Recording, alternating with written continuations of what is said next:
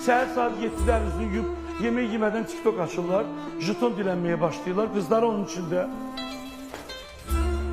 Bugünləri əril görürəm, 2 uşağı var, ay qardaş. Bəs o qızı alanda 2 uşaq doğuzduranda bilmirdik ki, çətin olacaq, tutmamaq. Həyat yoldaşda durub canlı yayın açır. Deyir ki, mənə bugün 40 manat lazımdır, kim mənə 40 manat borcu verə bilər? Ərvə girir deyir, bizim evdə bugün yağ yoxdur, qənd yoxdur, 12 manat çıx pulum var, 13 manat qaz pulum var. Və bu mədəni dilənçilik sayılır. Nə baş verir ölkədə bugünləri? Hər özü üçün bir model olur, bloger olur. Oğlanlar bloger olublar. Otellərdə xalatla şəkil çəkdirib cavan qızları yoldan çıxardırlar. Nə bilim, bütün günü avara-avara şəhərdə fırlanıb da, nə bilim, özlərini bomba oğlan sayır. Bomba oğlan bilirsiniz kim bilir? Əskərlikdə əlində silah dayanıb o Murov dağında dayanıb, bomba oğlan əli ilə daldalı qapını açıb evinə bazarlıqla girən deyir. Nə bomba oğlan olmuşsunuz siz, cəmatın da qızı deyir.